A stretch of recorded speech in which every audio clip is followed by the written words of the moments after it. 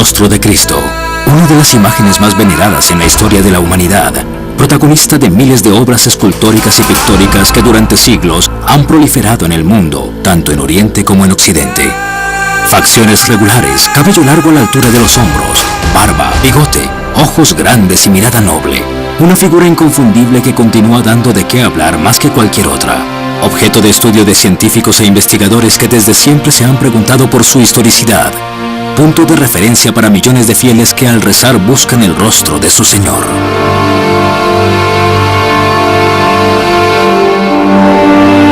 Pero ¿qué apariencia tenía Jesucristo? ¿Es realmente la misma que durante siglos ha sido adorada por los cristianos? En los Evangelios, los libros que narran la vida, la predicación, la muerte y la resurrección de Cristo el Redentor, no hay pistas de su aspecto físico o de sus facciones.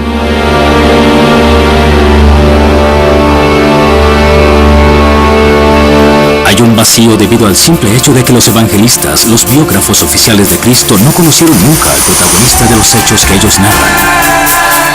Ellos transcribieron lo que les fue transmitido por tradición oral muchos años después de su muerte. Solo Juan, el evangelista, según algunas tesis, podría corresponder al apóstol predilecto de Jesús, pero ni siquiera él, que quizá lo conoció directamente, se preocupó por registrar en su testimonio escrito las características físicas del Señor. ¿Cuál es entonces el origen de lo que todos, creyentes o no creyentes, reconocen como el rostro de Cristo? ¿Y cuánto corresponde a la realidad? Las imágenes que tenemos de Cristo son de mucho tiempo después del periodo en el que vivió, y los evangelios tampoco lo describen.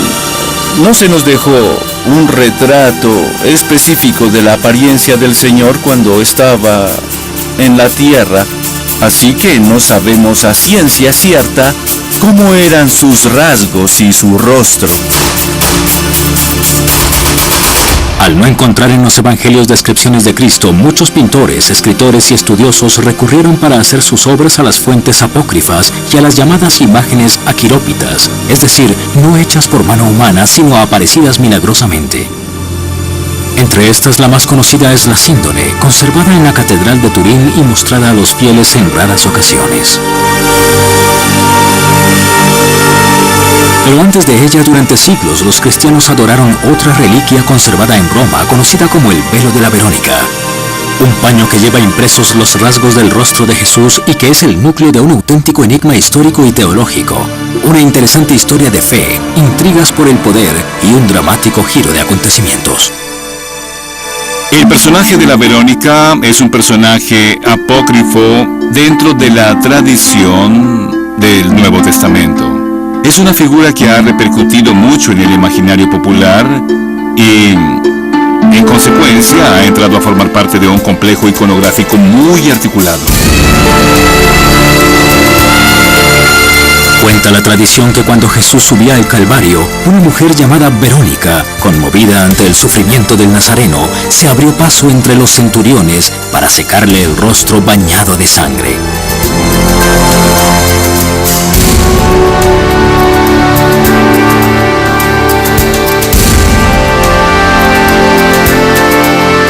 Es muy difícil decir si la Verónica fue un personaje histórico o si es una figura simbólica.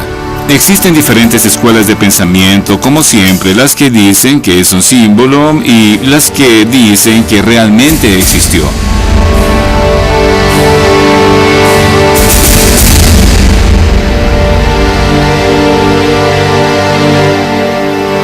Sor Ana Catalina Emmerich, conocida por sus dotes de clarividencia, contó que vio a Santa Verónica en sus visiones de la pasión de Jesús.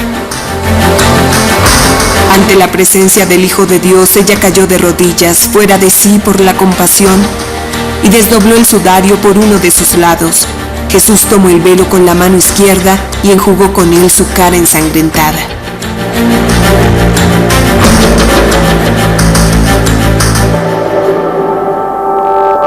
Los que dicen que existió hacen referencia, de hecho, a figuras presentes en la tradición del Nuevo Testamento, específicamente a la hemorroísa, la mujer que padecía de un continuo flujo de sangre, a quien los médicos nunca pudieron curar, pero que tocó el vestido, el traje de Cristo y fue sanada milagrosamente.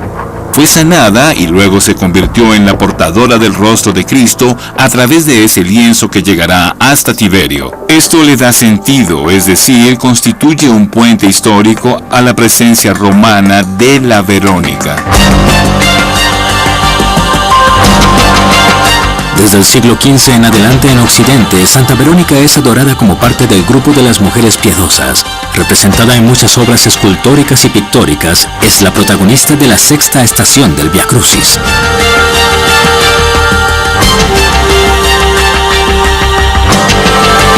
A ella también le fue dedicada la obra del escultor Francesco Mocchi del siglo XVII, expuesta en la Basílica de San Pedro en el Vaticano. Una estatua imponente que lleva en las manos el velo que reproduce el rostro santo. Sin embargo, en los evangelios no hay señal de Santa Verónica y su culto se celebra solo en el mundo occidental. ¿Por qué? ¿Quién es y dónde nace el mito de Santa Verónica? ¿Logró realmente estampar el rostro de Cristo sobre un lienzo? Y si ese lienzo existe, ¿dónde se encuentra actualmente? En Oriente. En el mundo ortodoxo, la sexta estación del Via Crucis no existe. La Verónica existe solo en Occidente. Es una imagen que no está presente en los evangelios y que fue totalmente inventada como la tradición apócrifa siempre ha hecho. La tradición apócrifa ha tenido la peculiaridad de crear los elementos faltantes, los segmentos y a veces las estructuras faltantes, conforme a la conciencia popular. Dentro de los textos canónicos, ha añadido partes que humanizan ciertos relatos, ciertos episodios, ciertas figuras. La religiosidad necesita señales. Debe tocar lo santo. La palabra no basta el pensamiento, no basta la fe abstracta. La religiosidad vive de cosas, de señales, de símbolos, y la Verónica es uno de ellos.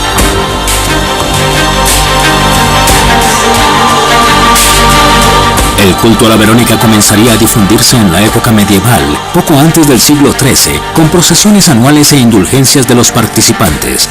Durante las procesiones se mostraba el velo en el que estaba estampado el rostro santo.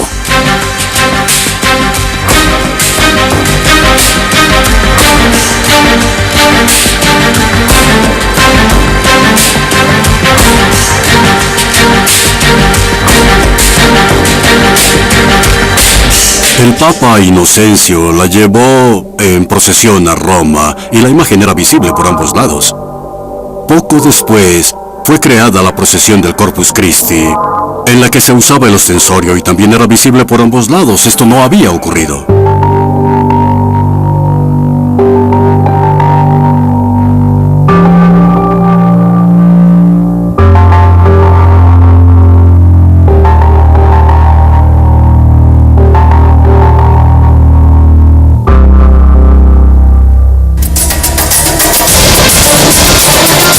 A partir del siglo XIV el velo fue expuesto para veneración pública hasta la fecha del trágico saqueo de Roma, el día en el que la Verónica desapareció para siempre de las murallas del Vaticano.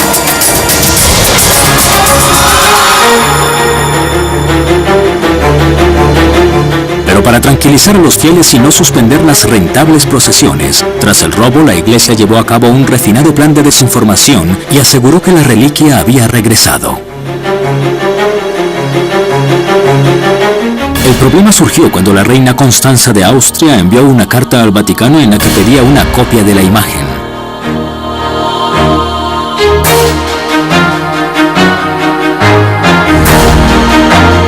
Cuando la carta llegó a su destino, los dirigentes de la iglesia debieron idear otro plan.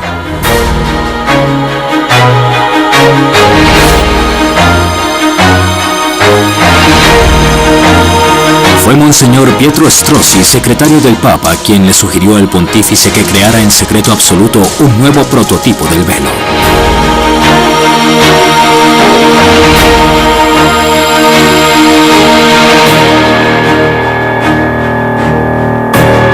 Al no tener el original, el nuevo rostro de Jesús fue pintado por error con sus ojos cerrados.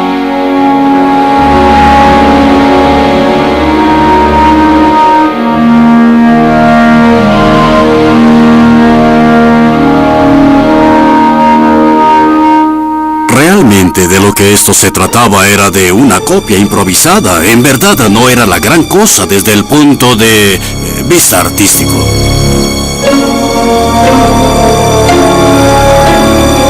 Lo que vi fue una imagen que no estaba. Parece una contradicción, pero se trata de una pintura evidentemente deteriorada, en la que ya no se logra distinguir ninguna huella, ni rasgo o ningún contorno en absoluto. Pero si el velo de la Verónica no volvió más al Vaticano, ¿cuál fue su destino? Una pregunta aún sin respuesta, pero que abre nuevas e innumerables interrogantes. Mientras la reliquia desaparecía en Roma durante el asalto de los lancequenetes, en Manopelo, localidad de la provincia de Pescara, hacía su aparición otro lienzo milagroso que, al igual que el velo de la Verónica, tenía estampado el rostro de Cristo. Al inicio fue conservado en secreto y fue venerado públicamente solo a partir de 1703.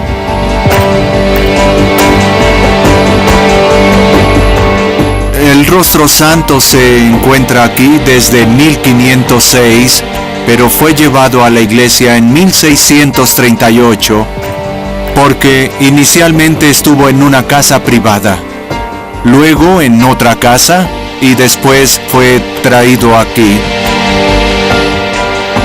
La llegada del velo a Manopelo es descrita por un fraile capuchino en un manuscrito que se remonta al año 1640. Un fraile capuchino, el padre Donato da Bomba, escribió un documento histórico que después se convertiría en manuscrito, en el que se describe la llegada del rostro santo a Manopelo.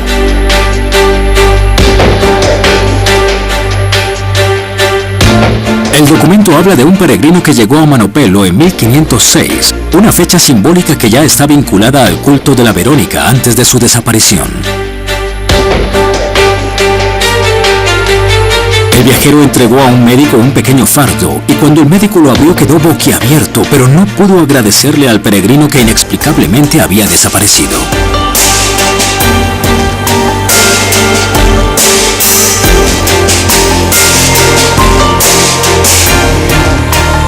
Sintiéndose honrado por Dios, el hombre guardó la imagen hasta el día de su muerte, cuando pasó a otras manos hasta llegar a los frailes capuchinos.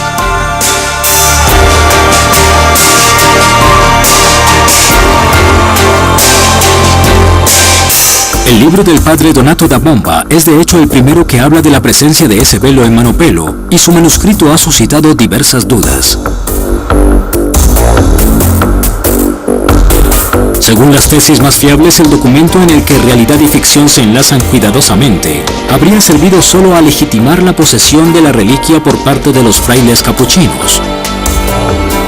Una acción preventiva contra quienes habrían podido reclamar la propiedad.